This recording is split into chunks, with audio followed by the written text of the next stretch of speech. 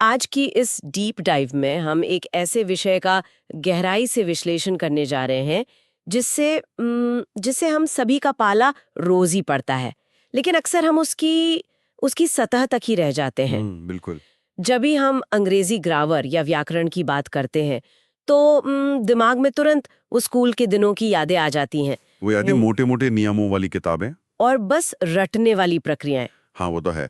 मतलब बस नियम याद कर लो, लॉजिक कोई नहीं बताता था। एग्जैक्टली लेकिन आज हम उन किताबों के बोझ तले दबे बिना इस भाषा के पीछे छिपे हुए विज्ञान और उसके तर्क को डिकोड करने वाले हैं जी। और इस मिशन का पूरा फोकस उन लोगों और छात्रों तक अंग्रेजी भाषा की एक तार्किक समझ पहुंचाना है जो हिंदी माध्यम से पढ़े हैं या फिर देश के उन छोटे शहरों और कस्बों से आते हैं जहां अंग्रेजी बोलने का एक सहज माहौल नहीं मिल पाता। सही कहा आपने। और इस विश्लेषण का जो मुख्य उद्देश्य है वो भी ठीक इसी दिशा में है।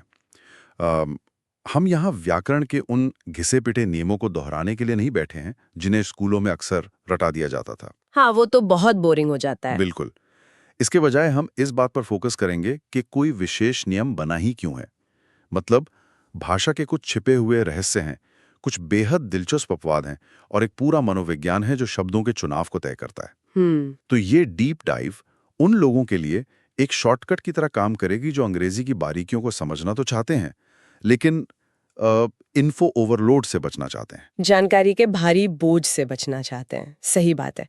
जब हम किसी भाषा के काम करने के तरीके को समझ लेते हैं ना तो उसे याद रखना बहुत आसान हो जाता है। बिल्कुल। तो चलिए इसी तार्किक समझ के साथ आज के इस विषय को खुलते हैं। मैं शुरुआत एक ऐसे तथ्य से करना चाह रही थी जिसने लिटरली मुझे मेरे स्कूल के दिनों की याद दिला दी। अच्छा, ऐसा कौन सा तथ्य? मुझे याद है बचपन में अगर कोई पूछता था कि अंग्रेजी में कितने अक्षर होते हैं तो मैं बहुत ही आत्मविश्वास के साथ कहती थी कि अंग्रेजी में 26 अल्फाबेट्स होते हैं। हाँ, ये तो बहुत ही आम बात है, सब यही कहते हैं। हाँ, और मुझे यकीन है कि बहुत से लोग आज भी यही मानते होंगे। लेकिन हमारी स्रोत सामग्री भाषा के इस सबसे बुनियादी भ्रम को तोड़ती है। तकनीकी रूप से और व्याकरणीय रूप से भी अंग्रेजी में 26 अल्फाबेट्स नहीं होते। बिल्कुल नहीं होते। असल में अल्फाबेट यानी वर्णमाला तो पूरी भाषा में केवल एक ही होती है और उस एक अल्फाबेट के अंदर 26 लेटर्स होते हैं यानी अक्षर होते हैं।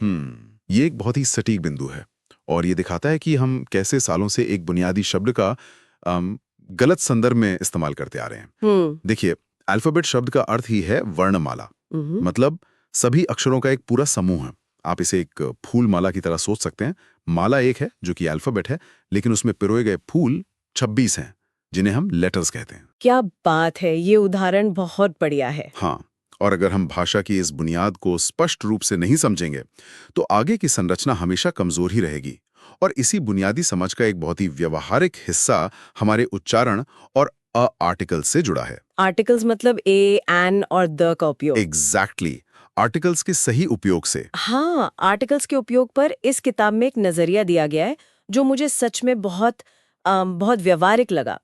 आमतौर पर हमें सिखाया जाता है कि अंग्रेजी में 5 वावल्स या स्वर होते हैं, ए, ई, आई, ओ, यू। वही पुराना नियम। हाँ, और हमें बताया जाता था कि अगर कोई शब्द इन अक्षरों से शुरू हो रहा है तो उसके आगे आंख बंद करके एन लगा दो। लेकिन ये नियम तो कई जगह फेल हो जाता है। बिल्कुल फेल हो जाता है। स्रोत सामग्री स्पष्ट करती है कि सही अंग्रेजी बोलने और आर्टिकल्स का सटीक इस्तेमाल करने के लिए सिर्फ अंग्रेजी के अक्षरों को देखना काफी नहीं है। इसके लिए हिंदी के 46 अक्षरों और विशेष रूप से हिंदी के जो स्वर होते हैं ई वाले स्वर, हाँ, उनकी ध्वनियों का ज्ञान होना सबसे ज्यादा जरूरी है। मतलब ये भाषा का एक बहुत ही दिलचस्प क्रॉस कनेक्शन है। हमारी हिंदी अंग्रेजी को सुधार रही है। बिल्कुल। और ये क्रॉस कनेक्शन असल में ध्वनि विज्ञान का हिस्सा है जिसे हम फोनेटिक्स कहते हैं। अंग्रेजी एक ऐसी भाषा है जो लिखी किसी और तरह से जाती है और बोली किसी और तरह से जाती है। ये तो है। किसी भी शब्द के आगे ए लगेगा या एम, ये इस बात पर निर्भर बिल्कुल नहीं करता कि शब्द किस अक्षर से लिखा गया है। अच्छा। बल्कि इस बात पर निर्भर करता है कि उसका उच्चारण करते समय हमारे मुंह से पहली ध्वनि कौन सी निकल रही है, और वो ध्वनि हिंदी के स्वरों से बहुत आसानी से पहचानी जा सकती है। कोई उदाहरण देकर समझाएंगे? हाँ बिल्कुल। जैसे आवर शब्द को ही ले लीजिए। HOUR जो घंटे के लिए इस्तेमाल होता है, ये H से शुरू होता है, जो कि अंग्रेजी का एक कॉन्सोनेंट है, यानी व्यंजन है। लेकिन जब हम इसे बोलते हैं तो हम हावर नहीं बोलते, हम आवर बोलते हैं। हाँ, आ की ध्वनि आती है सबसे अच्छा। पहले। एग्जैक्टली। पहली ध्वनि आ की आती है, जो कि हिंदी का एक स्वर है, इसीलिए इसके आगे एन लगता है, एन आर। अगर किसी को हिंदी ध्वनियों की ये समझ ना हो तो वो केवल स्पेलिंग देखकर हमेशा गलती करेगा। ये तो वाकई ऐसा लग रहा है जैसे हिंदी हमारी अंग्रेजी को पर्दे के पीछे से चला रही है। बिल्कुल। और जब ध्वनियों या उच्चारण की बात चली रही है, तो अंग्रेजी भाषा में कुछ ऐसे अपवाद भी मौजूद हैं जो किसी भी नए सीखने वाले को पूरी तरह उलझन में डाल सकते हैं। हाँ, अंग्रेजी अपवादों से भरी हुई है। जैसे शुगर यानी चीनी और श्योर यानी पक्का, इन दोनों शब्दों को देखें। आमतौर पर हम अंग्रेजी में ये पैटर्न देखते हैं कि जब एस के बाद एच आता है तब श की ध्वनि पैदा होती है।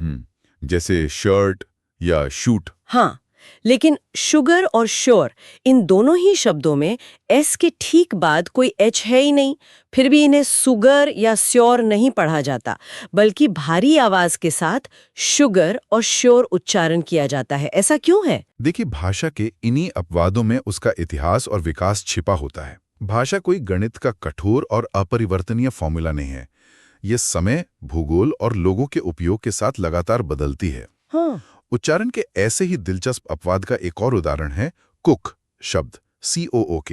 इसमें डबल ओ का इस्तेमाल हुआ है। हाँ। तो सामान्य नियम के अनुसार जब डबल ओ आता है तो उच्चारण में बड़ी ऊ की मात्रा लगनी चाहिए, जैसे लूट या बूट में होता है। हाँ, उस हिसाब से तो इसे कूक पढ़ा जाना चाहिए था। बिल्कुल। लेकिन समय के साथ बोलचाल की भाषा में इसका उच्चारण नरम हो गया और अब इसे छोटी ऊ की ध्वनि के साथ कुक बोला जाता है।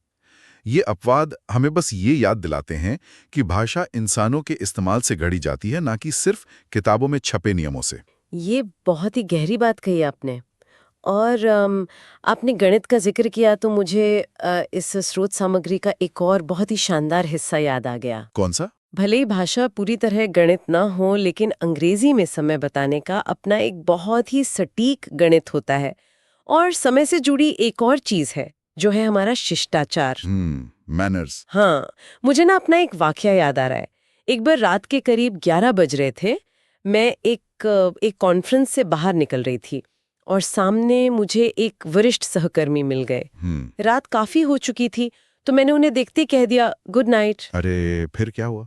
फिर वहां एक अजीब सी खामोशी छा गई, क्योंकि हमें तो अभी एक प्रोजेक्ट पर चर्चा शुरू करनी थी और मैंने गुड नाइट बोल दिया।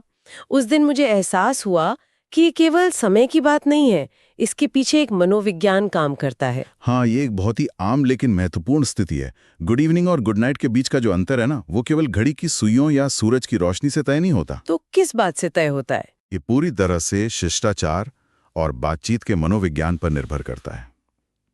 गुड इवनिंग एक अभिवादन है, एक स्वागत करने वाला शब्द है। आप रात के 11 बजे या 12 बजे भी अगर किसी से मिलने जा रहे हैं या कोई बातचीत शुरू कर रहे हैं तो वो गुड इवनिंग ही कहलाएगा। मतलब जब मिल रहे हैं तो गुड इवनिंग। एग्जैक्टली। वहीं गुड नाइट एक विदाई का शब्द है। इसका अर्थ ये है कि अब आज के लिए हमारी बातचीत पूरी हो गई है और हम सोने जा रहे हैं या अपने अपने रास्ते जा रहे हैं। शिष्टाचार की इन छोटी छोटी बातों में सम्मान कैसे बुना होता है, इसके और भी कई उदाहरण इस किताब में मिलते हैं। जैसे अगर फोन पर या आमने सामने बात करते हुए हमें सामने वाले की बात सुनाई ना दे तो अक्सर लोग कहते हैं व्हाट या आई डिड नॉट हियर। हाँ, जो कि थोड़ा रूड लग सकता है। बिल्कुल। इसके बजाय आई बेग योर पार्डन कहना ज्यादा शिष्ट माना जाता है। और इसी तरह किसी दरवाजे से गुजरते वक्त अगर हम किसी बुजुर्ग या महिला को पहले जाने का रास्ता दे रहे हैं तो हिंदी के पहले आप का सीधा अनुवाद फर्स्ट यू नहीं किया जाता। हाँ, फर्स्ट यू तो बहुत ही अजीब लगता है सुनने में। सही और विनम्र तरीका है आफ्टर यू कहना, जिसका शाब्दिक अर्थ भले ही आपके बाद हो, लेकिन इसका जो भाव है वो पूरा सम्मान देने का है। बिल्कुल। शिष्टाचार के ये शब्द किसी भी समाज की संस्कृति की साफ झलक देते हैं। और अब अगर हम वापस समय बताने के उस गणितीय हिस्से पर आएं जिसका जिक्र आपने अभी किया था, अंग्रेजी में समय बताना अक्सर लोगों को बहुत मुश्किल लगता है। हाँ, वो quarter past, half past, 10 to, ये शब्द सच में डराते हैं। डराते तो हैं, लेकिन इन्हें रटने की बिल्कुल जरूरत नहीं है। स्रोत सामग्री इसके लिए दो बहुत ही स्पष्ट और तार्किक फॉर्मूले हमारे सामने रखती है। हाँ, मैंने भी उन फॉर्मूलों को देखा। चलिए उन्हें थोड़ा विस्तार से समझते हैं ताकि कोई कंफ्यूजन ना रहे। पहला परिदृश्य वो होता है जब घड़ी में कुछ बजकर कुछ मिनट हो चुके होते हैं, जैसे 5:10। इसके लिए जो सूत्र या फॉर्मूला बताया गया है वो है, सबसे पहले मिनट रखिए, फिर बीच में पास्ट लगाइए और आखिर में घंटा या आवर रखिए। इसे लागू करना बहुत आसान है। आपके ही उदाहरण को लें, 5:10। इस फॉर्मूले के हिसाब से पहले हम वो मिनट रखेंगे जो बीत चुके हैं, यानी 10। ठीक है। फिर हम नियम के अनुसार पास्ट लगाएंगे और अंत में वो घंटा रखेंगे जो बच चुका है, यानी 5। तो ये वाक्य बनेगा 5:10, बिना किसी उलझन के एकदम सटीक। 5:10 बहुत आसान है। और दूसरा फॉर्मूला उस स्थिति के लिए है जब हमें बताना हो कि इतने बजने में इतने मिनट बाकी हैं। मान लीजिए समय हुआ है 4:50। आम बोलचाल में हम इसे 5:10 कहते हैं। तो इसके लिए फॉर्मूला है बचे हुए मिनट, फिर बीच में 2 और अंत में आने वाला घंटा। और इस फॉर्मूले को अगर हम 4:50 के समय पर लागू करें तो 5:10 बाकी है। हाँ। तो पहले बचे हुए मिनट आएंगे, यानी 10। फिर फॉर्मूले का 2 आएगा और अंत में वो घंटा आएगा जो बजने वाला है, यानी 5। तो ये बन गया 10 to 5। बिल्कुल, 10 to 5। ये तार्किक संरचना समय बताने के डर को पूरी तरह खत्म कर देती है। सही कहा आपने। अगर हम इन पैटर्न्स को समझ लेना तो भाषा का एक बड़ा हिस्सा खुद ब खुद सुलझ जाता है। अब हम इस विश्लेषण के उस हिस्से की तरफ बढ़ते हैं जो मुझे व्यक्तिगत रूप से सबसे ज्यादा आकर्षक लगा। कौन सा हिस्सा? व्याकरण के रहस्य, जहां विज्ञान और तर्क आपस में मिलते हैं। क्या आप सोच सकते हैं कि अंग्रेजी ग्रामर में पेड़ पौधों को सजीव यानी लिविंग माना जाता है? अक्सर स्कूलों में हम नाउन या संज्ञा पढ़ते वक्त पेड़ पौधों को निर्जीव वस्तुओं की श्रेणी में धकेल देते हैं। हाँ, लेकिन पेड़ पौधों को सजीव मानना पूरी तरह से वैज्ञानिक वास्तविकता पर ही आधारित है। अंग्रेजी व्याकरण इस मामले में विज्ञान के बहुत करीब चलता है। वो कैसे? देखिए, सजीव की बुनियादी परिभाषा क्या है? जो श्वसन प्रक्रिया से गुजरता है, यानी जो सांस लेता है। इंसान और जानवर ऑक्सीजन अंदर लेते हैं और कार्बन डाइऑक्साइड बाहर छोड़ते हैं। हाँ। पेड़ पौधे भी सांस लेते हैं, बस उनकी प्रक्रिया इसके विपरीत है। वो कार्बन डाइऑक्साइड अंदर लेते हैं और ऑक्सीजन बाहर छोड़ते हैं। हाँ, ये तो हमने साइंस में पढ़ा है। बिल्कुल। और इसी जीवन प्रक्रिया के कारण ही व्याकरण में पेड़ पौधों को सजीव श्रेणी का हिस्सा माना गया है। ये दिखाता है कि व्याकरण के नियम हवा में नहीं बनाए गए, बल्कि हमारे आसपास की दुनिया के अवलोकन पर आधारित हैं। अवलोकन की इसी बात पर एक और कॉन्सेप्ट है जहां हमारी रोजमर्रा की समझ और व्याकरण के नियम आपस में टकराते हुए महसूस होते हैं। मैं काउंटेबल और अनकाउंटेबल नाउन की बात कर रही हूँ। अच्छा, गणनीय और अगणनीय संज्ञा। हाँ, मुझे हमेशा से लगता था कि जो चीजें इतनी ज्यादा हैं जिन्हें गिनने में पूरी जिंदगी लग जाए वो अनकाउंटेबल होती हैं। लेकिन ये किताब एक बहुत ही अलग नजरिया पेश करती है। इसके अनुसार हेयर यानी बाल और स्टार यानी तारे ये काउंटेबल यानी गिने जा सकने वाली श्रेणी में आते हैं। यहीं पर अक्सर मात्रा और अवधारणा के बीच उलझन पैदा होती है, क्वांटिटी और कॉन्सेप्ट के बीच। व्याकरण में काउंटेबल होने का मतलब ये बिल्कुल नहीं है कि उस चीज को गिनकर खत्म किया जा सकता है या नहीं। तो फिर इसका क्या मतलब है? इसका सीधा सा मतलब यह है कि क्या उसे गिनना शुरू किया जा सकता है? क्या हम उसे अंकों में बांट सकते हैं? आसमान में अरबों तारे हैं, उन्हें पूरा गिनना असंभव है, लेकिन हम इशारा करके ये तो कह ही सकते हैं ना कि वो एक तारा है, वो 2 तारे हैं। हाँ, 1 स्टार, 2 स्टार्स। बिल्कुल। इसी तरह सिर के बालों को भी अलग अलग करके गिना जा सकता है, 1 हेयर, 2 हेयर्स। इसलिए व्याकरण की दृष्टि से ये काउंटेबल है। ये नजरिया वाकई दिलचस्प है, लेकिन असली दिमागी कसरत तो इसके दूसरे हिस्से में होती है। स्रोत सामग्री के अनुसार मनी यानी पैसा, इस शब्द को अंग्रेजी व्याकरण में अनकाउंटेबल यानी अगणनीय माना जाता है।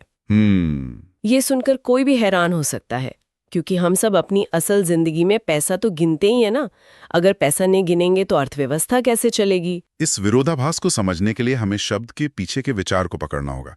जब हम कहते हैं कि हम पैसा गिन रहे हैं, तो असल में हम क्या गिन रहे होते हैं? हम तो रुपये गिन रहे होते हैं। एग्जैक्टली। हम रुपए, डॉलर, पाउंड या सिक्के गिन रहे होते हैं। ये सभी मुद्राएं या करेंसीज काउंटेबल हैं, हम कह सकते हैं मेरे पास 100 रुपए हैं या $2 हैं। समझ रही हूँ। लेकिन मनी अपने आप में किसी भौतिक वस्तु का नाम नहीं है। ये धन या संपत्ति की एक व्यापक अवधारणा है, एक कॉन्सेप्ट है। हम कभी भी ये नहीं कहते कि मेरे पास 1 मनी है या उसके पास 4 मनी है। हाँ, ऐसा तो कोई नहीं बोलता। इसीलिए अवधारणा होने के कारण मनी को अनकाउंटेबल श्रेणी में रखा जाता है। ये तो भाषा के जरिए अर्थशास्त्र को समझने जैसा हो गया। अब तर्कों की इस कड़ी में एक और व्याकरणकारी टूल को देखते हैं, एपोस्ट्रोफी एस। अधिकार या संबंध बताने वाला चिन्ह। जी, इसका इस्तेमाल पोजेशन बताने के लिए होता है। जैसे अगर हमें लिखना हो एक लड़की का भाई, तो हम गर्ल लिखते हैं, उसके ऊपर एक छोटा सा कॉमा यानी अपोस्ट्रोफी लगाते हैं और फिर एस जोड़ देते हैं, गर्ल्स ब्रदर। बिल्कुल सही। लेकिन किताब बताती है कि अगर ये बहुवचन हो, प्लूरल हो, यानी हमें लड़कियों का भाई लिखना हो, जहां गर्ल्स पहले से ही एस पर खत्म हो रहा है, तो नियम बदल जाता है। और ये नियम पूरी तरह से भाषा के प्रवाह और ध्वनि विज्ञान से जुड़ा है। जब कोई बहुवचन शब्द पहले से ही एस पर समाप्त हो रहा हो, जैसे गर्ल्स, तो संबंध बताने के लिए हम उसके अंत में केवल एपोस्ट्रोफी का चिन्ह लगाते हैं। मतलब एस के बाद सिर्फ वो चिन्ह लगेगा। हाँ, हम दोबारा एक और एस नहीं जोड़ते, यानी ये सिर्फ गर्ल्स ब्रदर लिखा जाएगा। अगर हम इसके बाद एक और एस लगा दें तो उच्चारण गर्ल्स स हो जाएगा, जो बोलते समय बहुत अजीब लगता है और जीभ को अटकाता है। हाँ, वो फ्लो खराब कर देता है। बिल्कुल। भाषा हमेशा उस दिशा में विकसित होती है जहां उसे बोलना आसान हो और सुनने में मधुर हो। बोलने में मधुरता और शब्दों के लचीलेपन की बात करें तो मुझे शब्दों का बहरूपियापन बहुत आकर्षित करता है। बहरूपियापन मतलब कुछ शब्द ऐसे होते हैं जो अपना रूप और काम पूरी तरह बदल लेते हैं। चलिए लव शब्द का ही उदाहरण लेते हैं। अगर कोई कहता है लव इज लाइफ, यानी प्यार जिंदगी है, तो यहाँ लव एक भाव या एहसास का नाम है। व्याकरण की भाषा में कहें तो ये एक एब्स्ट्रैक्ट नाउन या भाववाचक संज्ञा है। सही है। लेकिन यही शब्द जब दूसरे वाक्य में जाता है तो इसकी पहचान ही बदल जाती है। ठीक कहा। उसी शब्द को अगर हम आई लव यू या दे लव प्लेइंग क्रिकेट जैसे वाक्यों में इस्तेमाल करें, तो वहां लव कोई भाव या नाम नहीं रह जाता। वो एक क्रिया यानी वर्ब बन जाता है जो किसी काम को दर्शा रहा है। ये अंग्रेजी भाषा की एक बड़ी खूबी है कि एक ही शब्द वाक्य में अपनी जगह और संदर्भ के आधार पर अपनी भूमिका बदल सकता है। ये हमें सिखाता है कि किसी भी शब्द का अर्थ पत्थर का लकीर नहीं होता। भूमिका बदलने से मुझे एक और चीज याद आई जो मुझे हमेशा से कंफ्यूज करती थी। बताइए। हम जानते हैं कि रीड यानी पढ़ना या स्विम यानी तैरना, ये कोई काम या एक्शन है, यानी ये वर्ब है। हाँ, क्रिया है। लेकिन कई बार हम देखते हैं कि लोग कहते हैं reading is a good habit या स्विमिंग इज माई हॉबी। यहाँ कोई व्यक्ति पढ़ या तैर नहीं रहा है, फिर भी एक्शन वाले शब्द में आईएनजी लगा हुआ है और वो वाक्य के शुरू में किसी नाम या सब्जेक्ट की तरह इस्तेमाल हो रहा है। ये कैसे काम करता है? ये भाषा का बहुत ही खूबसूरत और उपयोगी टूल है, जिसे तकनीकी भाषा में जेरंड कहा जाता है। GERUND। जेरंड। जब किसी मुख्य क्रिया के अंत में आईएनजी लगा दिया जाए और उस शब्द का इस्तेमाल वाक्य में एक संज्ञा या कर्ता के रूप में किया जाए, तो वो जेरंड बन जाता है। जैसे आपके उदाहरण में reading is a good habit. यहाँ रीडिंग कोई काम नहीं हो रहा है ना? बिल्कुल नहीं हो रहा है, बल्कि ये एक गतिविधि के नाम को दर्शा रहा है। ये क्रिया का वो रूप है जो संज्ञा का चोला पहन लेता है। क्या बात है! मतलब जब क्रिया अपना काम छोड़कर सिर्फ एक नाम बन जाए तो वो जेरंड कहलाएगी। ये स्पष्टता बहुत काम की है। अच्छा, स्पष्टता की बात हो रही है तो एक आखिरी उलझन पर भी बात कर लेते हैं जो अक्सर लोगों को बोलते या लिखते समय आती है। हाँ, पूछिए। माई और माइन के बीच का अंतर। MY माई और MINE माइन, दोनों का ही हिंदी अर्थ मेरा होता है, तो फिर हमें कैसे पता चलेगा कि कहाँ कौन सा शब्द इस्तेमाल करना है? दोनों का अर्थ समान होने के बावजूद वाक्य में इनकी स्थिति बिल्कुल अलग होती है। माए एक पॉजेसिव एडजेक्टिव यानी अधिकारवाचक विशेषण की तरह काम करता है। इसकी सबसे बड़ी शर्त यह है कि ये कभी अकेला नहीं आ सकता। इसे अपने तुरंत बाद किसी न किसी संज्ञा या नाउन की जरूरत होती है। जैसे अगर आप कोई किताब हाथ में लेकर कहें दिस इज माई बुक, तो यहाँ माई के ठीक बाद बुक आना जरूरी है। बिल्कुल। दूसरी तरफ माइन एक पॉजेसिव प्रोनाउन है, अधिकारवाचक सर्वनाम। ये आत्मनिर्भर है, इसे अपने बाद किसी संज्ञा की जरूरत नहीं होती। आप कह सकते हैं दिस बुक इज माइन यहाँ माइंड वाक्य के अंत में बिना किसी दूसरे शब्द के सहारे के खड़ा है। एग्जैक्टली। तो सीधा सा नियम ये हुआ कि अगर मेरा के साथ कोई चीज जुड़ी हुई है तो माय का प्रयोग करें, और अगर मेरा शब्द वाक्य में अकेला है तो माइंड का प्रयोग करें। बिल्कुल सही निष्कर्ष निकाला आपने। अगर हम आज के इस पूरे विश्लेषण को समेटें तो एक बात बिल्कुल साफ होकर उभरती है। अंग्रेजी भाषा, या सच कहें तो दुनिया की कोई भी भाषा, केवल नियमों और रटने वाली सूचियों का कोई सूखा पुलिंदा नहीं होती। बिल्कुल नहीं होती। इसके पीछे एक जीवंत मनोविज्ञान, इतिहास और गहरा वैज्ञानिक तर्क काम करता है। ए और एन के उच्चारण से लेकर समय बताने के गणित तक और शब्दों के अपने रूप बदलने तक, हर नियम के पीछे एक क्यों छिपा हुआ है। और जब हम इस क्यों को समझ लेते हैं ना, तो भाषा हमारे लिए एक बोझ नहीं बल्कि एक शक्तिशाली उपकरण बन जाती है। नियमों को रटने से गलतियां होने का डर हमेशा बना रहता है, लेकिन जब तर्क समझ में आ जाता है तो हम भाषा का आत्मविश्वास के साथ इस्तेमाल कर पाते हैं और उसके साथ प्रयोग भी कर सकते हैं। सही बात है। ये डीप डाइव निश्चित रूप से भाषा को देखने का नजरिया बदलने वाली रही है। लेकिन इस चर्चा को खत्म करने से पहले स्रोत सामग्री के आधार पर हम एक बहुत ही विचारोत्तेजक सवाल के साथ एक विचार छोड़ना चाहते हैं। वो क्या है? जरा सोचकर देखिए, क्या कोई भी भाषा केवल विचारों के आदान प्रदान या संवाद का एक माध्यम भर होती है, या फिर वो उस समाज के सोचने के तरीके, उसके गहरे मनोविज्ञान और पूरी संस्कृति का आईना भी होती है? बहुत गहरा सवाल है। हाँ, अंग्रेजी में बातचीत करते समय सामने वाले व्यक्ति को संबोधित करने के लिए सिर्फ एक ही शब्द का इस्तेमाल होता है, यू।